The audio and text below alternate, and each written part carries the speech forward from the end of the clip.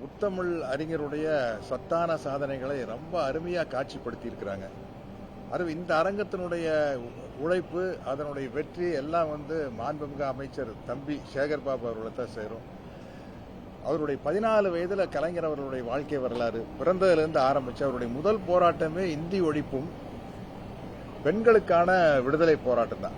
அவர் அதில் பார்த்தீங்கன்னா பெண்களுக்கு சொத்தில் சம உரிமை, கல்வியில் சம உரிமை, வேலை வாய்ப்பில் சம உரிமை, சமூக அந்தஸ்தில் சம உரிமை அப்படிங்கிற போராட்டத்தில் அந்த டிராயிங் வரைஞ்சதுலையும் கூட யாரையும் விட்டு வைக்கல. கூட சத்தியவாணி முத்து அம்மையாருடைய உருவப்படம் இருக்கு. ஏன்னா அவங்க ரொம்ப அது முன்னாடி நின்று போராடினாங்க.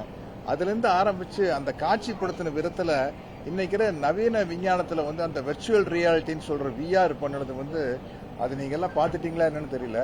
ரொம்ப அற்புதமா நம்ம கலைஞருடைய பிறந்த வீடு, அந்த இடத்துல அவர் படிச்ச பள்ளி எல்லாம் அங்க போய் பார்க்கல, நம்மளே அந்த இடத்துல இருக்கிற மாதிரி ஒரு ஃபீலிங்கை கிரியேட் பண்ணிக்குது அந்த வெர்ச்சுவல் ரியாலிட்டிங்கிற டெக்னாலஜி.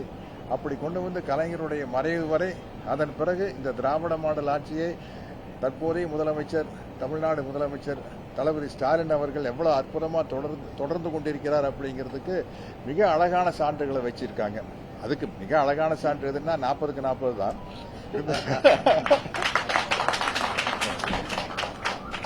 ரொம்ப ரொம்ப சிறப்பாக காட்சிப்படுத்தியிருக்கிறாங்க. இதற்காக உழைத்த அத்தனை தொழில்நுட்ப கலைஞர்களுக்கும் அது ரொம்ப முக்கியமான விஷயம். அவங்களுக்கு என்னுடைய வாழ்த்துக்களையும் நன்றிகளையும் தெரிவித்துக் கொள்கிறேன். வணக்கம்.